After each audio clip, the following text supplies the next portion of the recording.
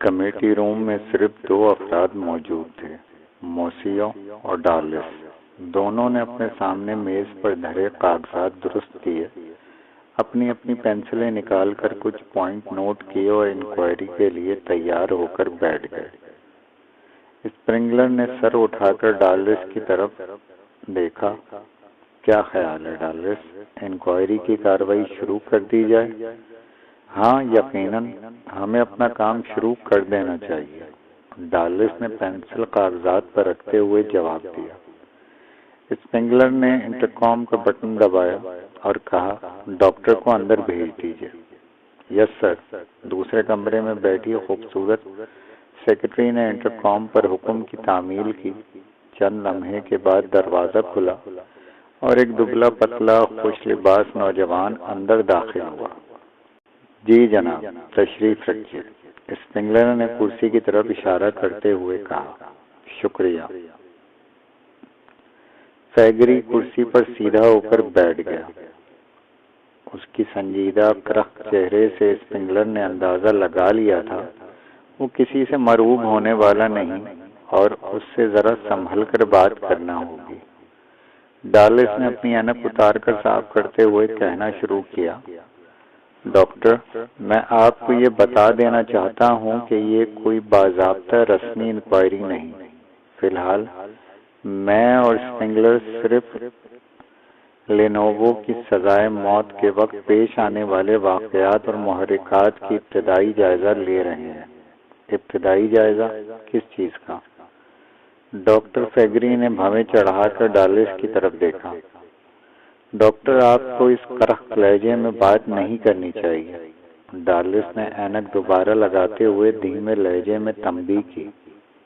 Sorry mister ڈارلس، doctor کچھ نرم پڑ گیا۔ ویسے بھی ڈاکٹر، اس معاملے میں آپ کو اپنی پوزیشن کے متعلق زیادہ تشویش نہیں ہونی چاہیے، کیونکہ اس کی زیادہ تر ذمہ داری جیل حکام پر عائد ہوتی ہے۔ جو کچھ ہوا وہ جیل حکام کی مرضی یا اجازت کے بغیر ممکن ہی نہیں تھا۔ اگر وہ آپ کو اجازت نہ دیتے تو آپ اپنے یہ تجربات کس طرح کر سکتے تھے؟ ڈارلس نے پھر اپنے چشمے سے کھیلتے ہوئے کہا، بالکل، جب ہماری یونیورسٹی کے سربراہ نے جیل گورنر کو اس سلسلے میں لکھا تو میں نہیں سمجھتا تھا کہ ہمیں اس کی اجازت مل سکتی ہے۔ ہمیں علم تھا کہ یہ کس قدر مشکل کام ہے۔ بہرحال میں نے یہ تجربہ جیل کے اعلیٰ حکام کی اجازت سے کیا اور بہرحال ڈاکٹر، یہ سب کچھ تو ہم بعد میں دیکھ لیں گے۔ فی الحال تو ہمیں صرف یہ جاننا ہے کہ اصل واقعات کس طرح اور کیسے وقوع پذیر ہوئے۔ مجھے معلوم ہوا ہے سزائے موت کے قیدی سے آپ کی پہلی ملاقات عجیب طرح سے ہوئی تھی۔ کیا آپ سب کچھ بیان کریں گے؟ ڈارلس نے اصل مقصد کی طرف آتے ہوئے کہا۔ ہاں، کیوں نہیں؟ میں نے جیل گورنر سے اپنی دوسری ملاقات میں قیدی سے ملنے کی اجازت مانگی جو مجھے دے دی گئی۔ ڈاکٹر فیگری کہنے لگا، ایک محافظ کے ہمراہ مجھے قیدی کی کوٹری تک لے جایا گیا، لیکن وہاں پہنچ کر محافظ نے بتایا کہ مجھے قیدی سے بات چیت کے لیے صرف 10 منٹ کا وقت دیا گیا ہے۔ میں نے کہا ٹھیک ہے، لیکن اس دوران میں کوئی محافظ ہمارے پاس موجود نہیں رہے گا تاکہ قیدی کھل کر میرے ساتھ بات کر سکے۔ تاہم راہداری میں ایک محافظ اتنے فاصلے پر کھڑا کر دیا گیا کہ عام آواز میں کی جانے والی گفتگو وہ نہیں سن سکتا تھا، لیکن اگر میں زور سے پکارتا تو وہ فوراً مدد کو پہنچ سکتا تھا، کیونکہ جیل انتظامیہ کے خیال میں وہ بہت خطرناک آدمی تھا اور میری کسی بات پر مشتعل ہو کر مجھ پر حملہ آور ہو سکتا تھا۔ مجھے یہ بھی ہدایت دی گئی تھی کہ میں مجرم سے قدرے فاصلے سے رہ کر بات کروں، اپنی سیر کی چھڑی پر ہاتھ کی گرفت مضبوط رکھوں، اور اگر وہ کسی وقت مجھ پر 5 قدم سے زیادہ نزدیک آنا چاہے یا حملہ آور ہونے کے بارے میں سوچے تو بلا تکلف یہ چھڑی اپنے دفاع کے لیے استعمال کروں، حتیٰ کہ محافظ میری مدد کو پہنچ جائے۔ یہ سب کچھ سمجھا کر مجھے مجرم کی کوٹری میں جانے کی اجازت دے دی گئی۔ جو ہی دروازہ کھلنے کی آواز آئی، وہ اپنے بستر سے اٹھ کر بیٹھ گیا۔ اس کے چہرے پر کسی ملاقاتی سے نہ ملنے کی خواہش جیسے تاثرات ابھرے۔ وہ تیوری پر بل ڈال کر بولا، اچھا تو تم کوئی دوسرے پادری ہو؟ میں نے سر جھٹک کر کہا، نہیں، میں پادری نہیں ہوں۔ میں تمہارے لیے اس وقت تمہارے ہی مفاد میں ایک ایسا قابل عمل منصوبہ لایا ہوں جسے تم زیادہ توجہ سے سننا پسند کرو گے۔ میں ایک ڈاکٹر ہوں اور تمہیں صبح ملنے والی سزائے موت کے متعلق تم سے بات کرنے آیا ہوں۔ میں اس حالت میں تمہاری بہتری کے لیے کچھ کر سکتا ہوں، تمہارے کچھ کام آ سکتا ہوں۔ اس پر میری اس تقریر کا جیسے کوئی اثر نہ ہوا اور وہ دانت پیس کر بولا، کیا تم سمجھتے ہو کہ میرے لیے کوئی بہتری ہو سکتی ہے؟ ہاں، کیوں نہیں؟ میں نے اسے اطمینان دلانے کی کوشش کی۔ وہ حیرت انگیز انداز میں ہنسا، کل کوئی میرے لیے کیا کر سکتا ہے، لیکن میں کر سکتا ہوں۔ میں نے پھر دعویٰ کیا، جہنم میں جاؤ تم اور تمہاری مدد۔ وہ بیزار ہو کر بڑبڑایا، میں وہ کچھ کر سکتا ہوں جس کے بارے میں تم نے سوچا بھی نہ ہوگا۔ میں نے اس کی دکھتی رگ پر ہاتھ رکھ دیا، تمہارے 3 بچے ہیں؟ ہاں ہیں۔ پھر؟ اس کی نظروں میں تھوڑا سا اشتیاق نظر آیا۔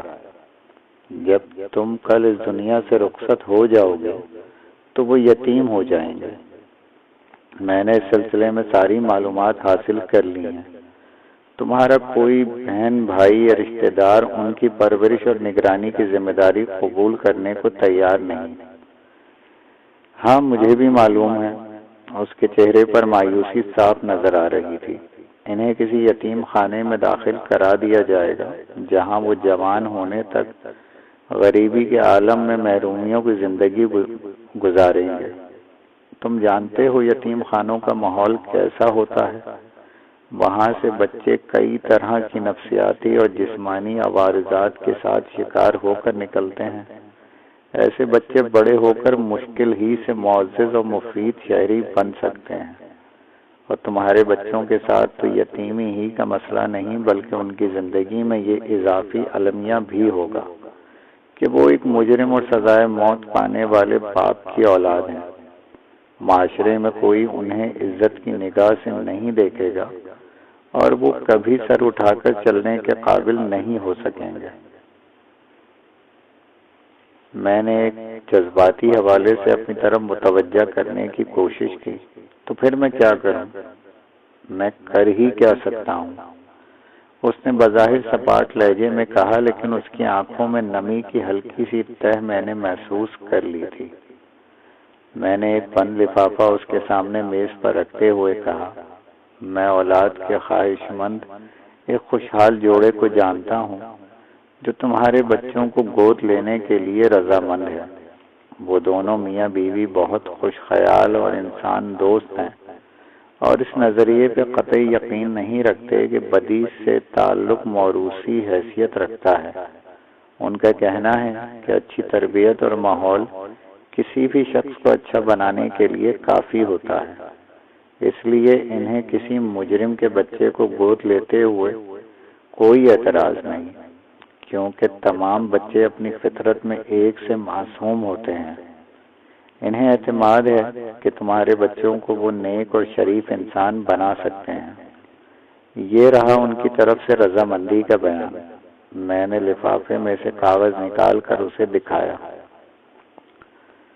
لیکن اس نے کسی رد عمل کا اظہار نہیں کیا۔ میں نے وہ لفافہ اس کے بستر کے نزدیک پڑی چھوٹی سی میز پر رکھ دیا اور دوبارہ قائل کرنے کی کوشش کرتے ہوئے کہا، میرا خیال ہے تم اپنے بچوں کو محبت بھرے ذمہ دار ہاتھوں میں محفوظ دیکھنا ضرور پسند کرو گے۔ اگر تم ایسا پسند کرو گے تو تمہیں میری بھی ایک بات ماننی پڑے گی۔ میں نے تمہیں اپنی آفر دے دی ہے۔ اس نے میری طرف حیرت زدہ انداز میں دیکھا۔ ہاں، یوں سمجھ لو کہ اس کام میں میری بھی کچھ غرض شامل ہے۔ اگر تم اپنے بچوں کے لیے شفیق والدین چاہتے ہو تو تمہیں بھی میرا ایک کام کرنا پڑے گا۔ تمہیں بھی نہیں بلکہ وہ مجھے ہی کرنا ہے۔ اگر دیکھا جائے تو اس میں تمہارا ہی فائدہ ہے۔ میں نے اپنی بات ختم کی۔ چند ثانیے اس نے کچھ سوچا اور پھر بولا، مجھے کیا کرنا ہوگا؟ کیا چاہتے ہو تم میری ریسرچ میں میری مدد کر سکتے ہو۔ میں آج کل انسان کے اعصابی نظام کا مطالعہ اور مشاہدہ کر رہا ہوں۔ یہ میری اس تحقیق کا حصہ ہے جو میں اپنی یونیورسٹی کی طرف سے مکمل کر رہا ہوں۔ یہ ایک بہت بڑی تخلیقی منصوبہ ہے جسے یونیورسٹی کے ذریعے فرینچ میڈیکل کونسل نے شروع کیا ہے۔ میں نے اپنا مدعا بیان کر دیا۔ ڈاکٹر نے جو ہی فقرہ مکمل کیا، اسپنگلر نے مسکرا کر سر ہلایا، گویا ان کے کام کی بات اب شروع ہوئی تھی۔ اس نے ڈاکٹر سے کہا، ایک منٹ ڈاکٹر، آپ کے اس تحقیقی منصوبے کے بارے میں کچھ جاننا چاہتا ہوں۔ میرا خیال ہے کہ یہ معلومات کسی فیصلے پر پہنچنے میں بہت معاون ثابت ہوں گی۔ ڈاکٹر کو اسپنگلر کی دلچسپی پر کچھ حیرت سی ہوئی، لیکن اس کا اظہار کیے بغیر اس نے کہا، ٹھیک ہے، آپ کہتے ہیں تو میں پہلے اس پر بات کر لیتا ہوں۔ مجھے کوئی اعتراض نہیں۔ جیسا کہ میں نے آپ کو بتایا کہ یہ پروجیکٹ میڈیکل کونسل کی طرف سے یونیورسٹی کو دیا گیا ہے، اور اس سلسلے میں میرے حصے میں جو موضوع آیا ہے وہ ہے اعصابی موت، کیونکہ یہ میرا خصوصی مضمون ہے اور گزشتہ کئی سالوں سے اس پر کام کر رہا ہوں۔ ہاں، میں سمجھ رہا ہوں، لیکن یہ جاننا چاہتا ہوں کہ اصل میں اس تحقیق کا مقصد اور نوعیت کیا ہے۔ جی ہاں، میں بتاتا ہوں، ڈاکٹر نے کہا، اور پھر چند لمحے ٹھہر کر گویا ہوا۔ ہم دراصل زندگی اور موت کے درمیانی عرصے کا ایک ٹھیک تعین کرنا چاہتے ہیں۔ ہم ایک ایسا اصولی ضابطہ یا فارمولہ وضع کرنا چاہتے ہیں جس کے تحت کسی بھی شخص کو مردہ قرار دینے سے پہلے ہر ڈاکٹر پر لازم ہوگا کہ وہ اس پر وہ سب مجوزہ ٹیسٹ آزما لے، تب موت کا سرٹیفکیٹ جاری کرے۔ ہمارا خیال ہے کہ مردہ قرار دی جانے والی بہت سی لاشوں میں بظاہر زندگی کی توانائی ختم ہو جاتی ہے، مگر دراصل ان میں زندگی کی رمق باقی ہوتی ہے، کیونکہ مرنے والے افراد کی شیب ناخن بدستور بڑھتے ہوئے نوٹ کیے گئے ہیں۔ ہم یہ فیصلہ کرنے کی کوشش کر رہے ہیں کہ حقیقی موت کی طرف بڑھتی ہوئی اس نیم مردہ حالت اور سکتے میں کیا فرق ہے۔ اسپنگلر اور ڈارلس پوری توجہ سے ڈاکٹر کی باتیں سن رہے تھے اور مسلسل سر ہلا رہے تھے۔ اسپنگلر نے اپنی رائے دی، میرا خیال ہے ڈاکٹر، آپ اپنی اس تحقیق سے انسانی اعضاء کی پیوند کاری میں مدد لینا چاہتے تھے۔ جی ہاں، اگرچہ یہ تحقیق اس سلسلے میں بھی معاون ثابت ہوگی، لیکن ہمارا حقیقی مقصد یہ نہیں۔ ہمارا مقصد دراصل یہ ہے کہ ہم انسانوں کو موت سے پہلے دفن ہونے سے بچا سکیں۔ ڈاکٹر نے وضاحت کی، موت سے پہلے دفن ہونے سے کیا مطلب ہے آپ کا؟ ہاں، ایسا ہوتا ہے مسٹر اسپنگلر، اکثر ایسا ہوا ہے کہ کسی شخص کو سرکاری طور پر ڈاکٹروں نے مردہ قرار دے دیا، لیکن وہ اچانک جی اٹھا کہ لوگوں نے جب نئی قبر بنانے کے لیے قبرستان کی پرانی زمینوں کو کھودا تو جو بوسیدہ اور کم تباہ ہوئے تابوت برآمد ہوئے، ان سے نکلنے والے ہر 500 انسانی ڈھانچوں میں سے ایک اس حالت میں پایا گیا کہ اس کے گھٹنے سینے سے لگے ہوئے تھے، جیسے وہ تابوت کا ڈھکن اوپر اٹھانے کی کوشش کرتے ہوئے مر گیا ہو۔ لہذا کم از کم 500 میں سے ایک فرد ایسا بدنصیب ضرور تھا جسے موت سے پہلے قبر کے حوالے کر دیا گیا تھا۔ برطانیہ میں بھی ایسے ہی ایک سروے کے نتائج سے ظاہر ہوا ہے کہ انگلستان اور ویلز میں ہر سال تقریباً 2700 افراد زندہ دفن کر دیے جاتے ہیں۔ ادھر میونخ میں نئے مردوں کو بالکل سیدھی لائنوں میں دفنایا جاتا ہے، اور اس ترتیب سے ایک رسی کے ذریعے ان کا رابطہ قبرستان کے محافظوں کے کمرے سے قائم کیا جاتا ہے۔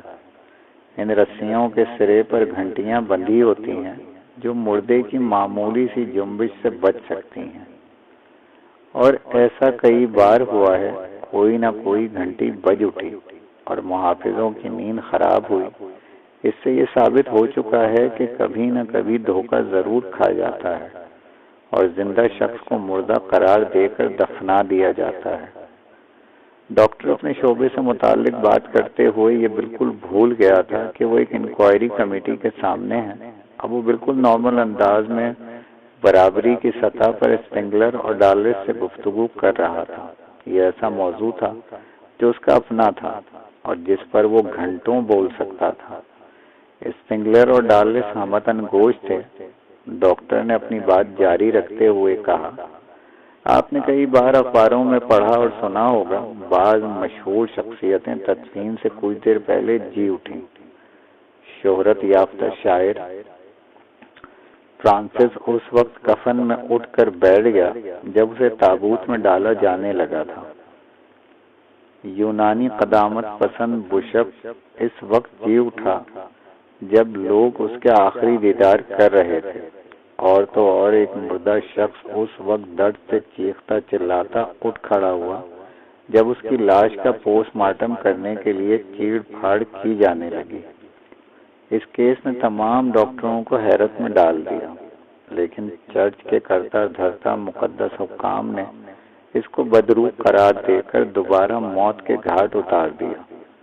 لیکن اتفاق دیکھیے، خود اس پادری کو بھی کچھ عرصے بعد ڈاکٹروں نے مردہ قرار دے دیا، اور ٹھیک اسی طرح عمل جراحی کے دوران وہ ہوش میں آ کر اٹھ کھڑا ہو۔ پوسٹ مارٹم کے وقت عمل جراحی کی تکلیف سے بہت سے اور مردے بھی اسی طرح جی اٹھے، بلکہ باقاعدہ ریکارڈ کے مطابق جارجن اور وکٹوریہ عہد میں تقریباً 12 واقعات ایسے ہوئے کہ لوگوں کو مردہ قرار دے کر دفنا دیا گیا تھا، لیکن جرائم پیشہ افراد نے ان کی لاشیں نکال کر میڈیکل انسٹیٹیوٹ کے حوالے کر دی گئیں۔ قبروں سے شور اور مختلف آوازیں سننے کی کہانیاں تو بہت سی آپ لوگوں نے سنی ہوں گی، مگر بدقسمتی کا شکار ایسا شخص شاید ہی قبر سے نکلنے میں کامیاب ہوتا ہے۔ اکثر دم گھٹ کر بے موت مر جاتے ہیں۔ کسی قانونی ضرورت کے تحت تابوت کو دوبارہ کھول کر دیکھنے پر قرائن سے معلوم ہوا کہ تابوت کھولنے کی کوشش میں ناکامی پر مرنے والے نے اپنا کفن پھاڑ ڈالا، منہ نوچ لیا اور خود کو دانتوں سے کاٹ کاٹ کر بن آئی موت کا ناکام مقابلہ کرتا رہا، لیکن افسوس اس کی رہائی نہ ہو سکی۔ یہ کس بے بسی کی موت سے مرا، اس کا اندازہ آزاد فضا میں سانس لینے والا ہر شخص کر سکتا ہے۔ یہاں تک ہوا کہ ایک امریکن لڑکی نے تابوت میں بچے کو جنم دیا، لیکن موت دونوں کا مقدر بن چکی تھی۔ بعد میں کسی قانونی ضرورت کے تحت جب تابوت کھولا گیا تو لڑکی کی دونوں مٹھیاں بچھی ہوئی تھیں اور تخلیق کا کرب اس کے چہرے پر ابدی نقوش چھوڑ گیا تھا، اور نومولود کفن کے اندر اپنی ہی زندگی کی پہلی اور آخری سانسیں پوری کر چکا تھا۔ مسٹر اسپنگلر نے اس کربناک منظر کشی پر بے چین ہو کر پہلو بدلا اور گلا صاف کرنے کے بہانے شاید ڈاکٹر کو ٹوکنا چاہا۔ اوہو، معاف کیجئے مسٹر، میں اپنے موضوع کے بارے میں بہت جذباتی ہو گیا تھا اور یہ بھول گیا تھا کہ میں انکوائری کمیٹی کے سامنے ہوں۔ انسپکٹر نے رومال سے چہرے پر آیا ہوا پسینہ پوچھتے ہوئے بظاہر بے پرواہی سے کہا، زندگی کی بہت سی ناگوار حقیقتوں کا سامنا کرنا ہی چاہیے ڈاکٹر، لیکن دل ہی دل میں اس نے اس موضوع کے خاتمے پر خدا کا شکر ادا کیا۔ ہاں، تو میں آپ دونوں حضرات کو یہ بتانا چاہ رہا تھا کہ بیچارہ ڈاکٹر اس معاملے میں بعض اوقات بالکل بے بس ہو جاتا ہے کہ طبعی اصولوں اور ضوابط کے مطابق ایک انسان بالکل مردہ ہو چکا ہے، لیکن کون جانے وہ ابھی زندہ ہو اور زندگی اور موت کا درمیانی فاصلہ ابھی طے نہ کر پایا۔ یہی وہ نقطۂ نظر تھا جس پر قائل کر کے میں نے جیل کے گورنر سے سزائے موت کے قیدی سے ملاقات کی اجازت طلب کی، تاکہ ہم جان سکیں کہ روح کے جسم چھوڑنے کے بعد کتنی دیر تک اعصاب زندہ رہتے ہیں، جبکہ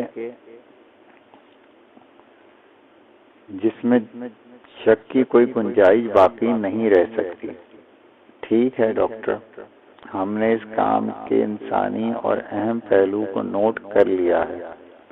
براہ کرم آپ واپس اپنی ملاقات کے قصے کی طرف آئیے۔ ڈالس کے لہجے میں پہلے کی طرح کی سختی لوٹ آئی تھی۔ میں واپس اس سے ملاقات کی طرف آتا ہوں۔ قصہ مختصر یہ کہ میں اس کو اپنا نقطۂ نظر سمجھانے میں، اسے قائل کرنے میں کامیاب ہو گیا۔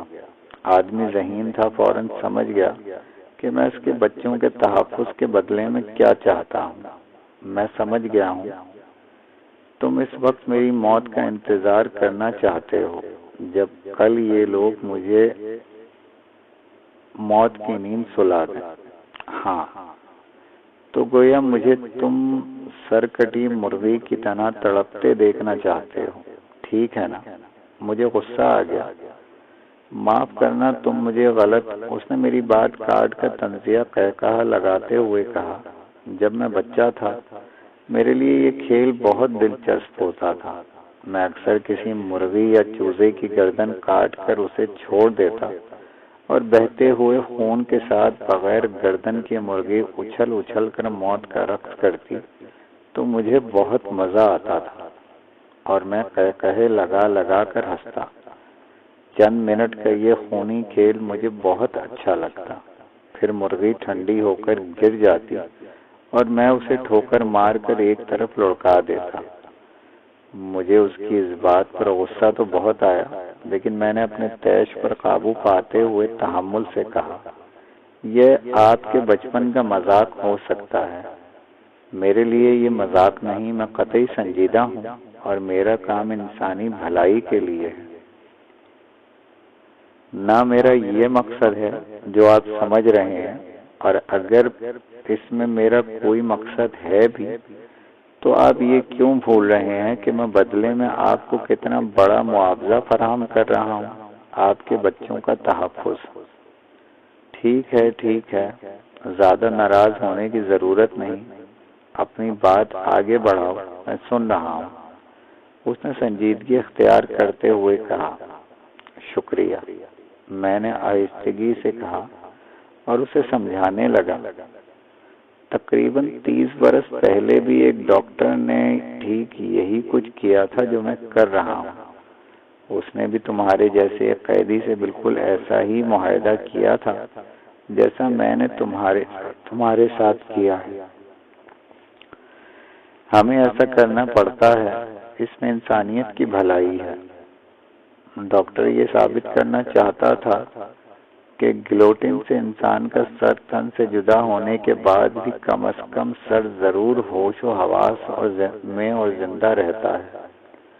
میں اپنے اس بیشتر ڈاکٹر کا تجربہ دہرانا چاہتا ہوں، لیکن اس کے ساتھ یہ بھی نوٹ کروں گا کہ گلوٹین سے سزائے موت پانے کے لیے انسانی جسم میں کتنی دیر تک زندگی کی مخصوص برقی لہر موجود رہتی ہے۔ اس کے لیے میں کچھ برقی آلات استعمال کروں گا۔ ایک لمبی سی ہوں کر کے اس نے کتنی ہی دیر تک مجھے بغور دیکھا، پھر بولا، ڈاکٹر، کیا تمہارا خیال ہے کہ گلوٹین سے سر جدا کرنے کے بعد فوری طور پر موت واقع نہیں ہوتی؟ یقیناً نہیں۔ یہ تاثر غلط ہے کہ گردن کٹ جانے سے موت فوری طور پر واقع ہو جاتی ہے، کیونکہ اکثر کا سر میں نے کوئی دیر تک اتنا خون میں تڑپتے دیکھا کہ میں بتا نہیں سکتا۔ کیا واقعی؟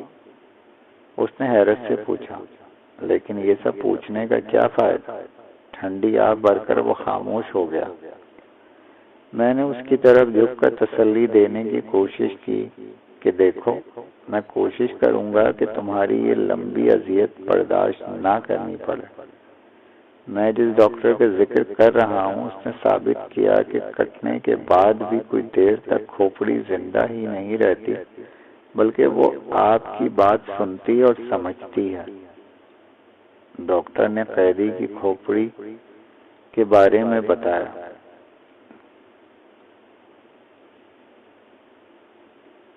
انقلاب فرانس کے دوران لکھی گئی رپورٹ کے مطابق جلادوں کو سزائے موت کے 15-20 منٹ بعد بھی کئی سر زندہ ملے۔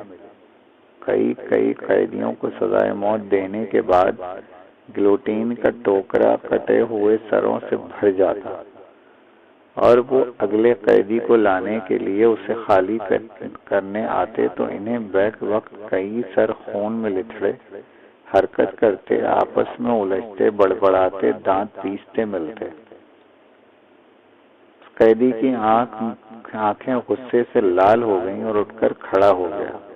اس کے نتنے کانپنے لگے اور مٹھیاں بھیجتے ہوئے بڑبڑایا، اذیت پسند جانور، ذلیل، میں تمہارا سر پھوڑ دوں گا۔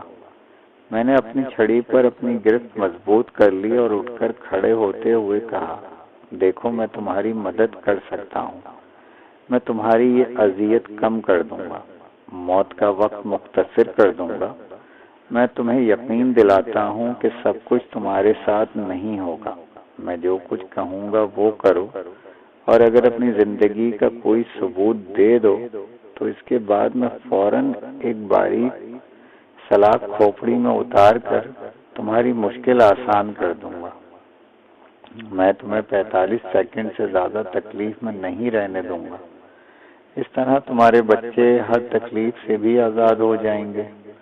اسی اثنا میں غصے میں بھرا ہوا وہ قیدی بجلی کی سی تیزی سے لپکا اور میز کے نیچے جانے کس چیز کو تلاش کرنے لگا اور بھوکے بھیڑیے کی طرح میری طرف بڑھا۔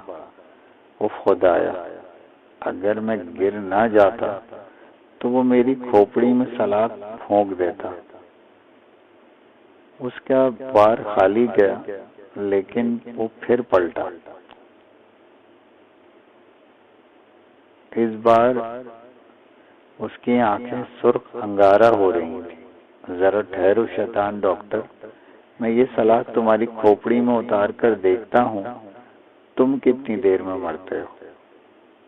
میری سٹی گم ہو گئی اور میں چاہنے کے باوجود بھی چیخ بھی نہ سکا۔ اس نے آگے بڑھ کر میرے سینے پر پاؤں رکھا اور میری آنکھوں کے درمیان ماتھے کا نشانہ باندھ کر سلاخ میرے قریب لانے لگا۔ اچانک میں نے دفاع میں اپنی چھڑی ہوا میں لہرائی، جسے اس نے زور سے لات ماری کہ وہ دروازے سے ٹکراتی ہوئی فرش پر گر گئی۔ اس وقت محافظ کو بلانے کا خیال آتے ہی میرے ذہن میں اب میں زور زور سے چیخنے لگا۔ اس قیدی کی توجہ چند ثانیوں کے لیے دروازے کی طرف ہوئی۔ یہ وقفہ محافظوں کو پہنچ جانے کے لیے کافی تھا۔ آن کی آن میں مسلح محافظوں نے اسے قابو میں کر لیا اور میں نے فرش سے اٹھتے ہوئے خدا کا شکر ادا کیا۔ لیکن دروازے سے نکلتے نکلتے میں نے اپنی پیشکش ایک بار پھر دہرائی اور بلند آواز میں کہا، اچھی طرح سوچ لو، سودا مہنگا نہیں، ایک چھوٹے سے تجربے کے بدلے تمہارے بچوں کا مستقبل خوشحال ہو سکتا ہے۔ یہ کہہ کر میں ایک محافظ کے ہمراہ نکل آیا اور ابھی چند ہی قدم چلا ہوں گا کہ اس قیدی کی آواز نے میرے قدم روک لیے۔ بند دروازے کے پیچھے سے اس کی پھٹی ہوئی بلند آواز آ رہی تھی، ڈاکٹر مجھے تمہارا سودا منظور ہے، منظور ہے، منظور ہے، میں تمہیں زندگی کا ثبوت دوں گا۔ آہستہ آہستہ اس کی آواز ہچکیوں میں ڈوب گئی اور یوں مجھے اگلے دن اس کی سزائے موت کے وقت مشاہدے اور تجربے کی اجازت مل گئی۔ تو کیا اس نے آپ کو وہ ثبوت دے دیا؟ ڈارلس نے بے صبری کے ساتھ ڈاکٹر سے پوچھا۔ ہاں، ڈاکٹر نے مختصر سا جواب دے کر ان کے تجسس کو ہوا دی۔ ڈارلس اور اسپنگلر نے عجیب سی نظروں سے ایک دوسرے کی طرف دیکھا۔ پھر اسپنگلر نے کہا، ڈاکٹر آپ تفصیل سے بتائیے اس کے بعد کیا ہوا؟ ڈاکٹر نے پھر کہنا شروع کیا، اگلے روز مقررہ وقت پر میں جب اس قیدی کے پاس پہنچا تو اسے محافظ سزائے موت کے ہال کی طرف لا رہے تھے۔ ارد گرد کی بیرکوں اور کوٹریوں میں سے آہ و بکا کی آوازیں آ رہی تھیں اور اس کے ساتھی اسے الوداع کہہ رہے تھے۔ قیدی کو دو محافظوں نے دائیں بائیں سے پکڑ رکھا تھا اور وہ بے جان زرد چہرے کے ساتھ گرتے پڑتے آگے بڑھ رہا تھا۔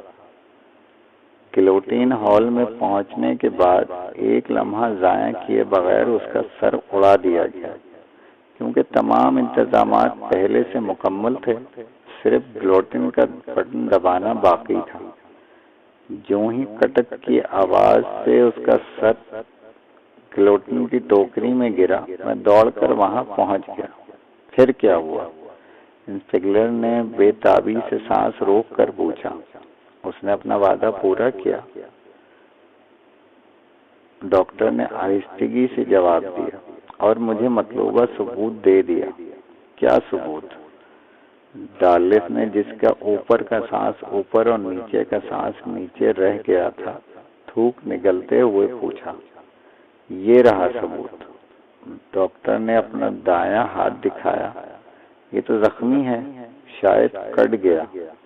اسپنگلر نے جلدی سے کہا، نہیں، غور سے دیکھیے۔ ڈاکٹر نے اپنا ہاتھ دونوں کی طرف بڑھا دیا۔ اسپنگلر اور ڈارلس نے پھر پھٹی پھٹی آنکھوں سے ایک دوسرے کی طرف دیکھا۔ ہاتھ پر انسانی دانتوں کے نمایاں طور پر نشان موجود تھے۔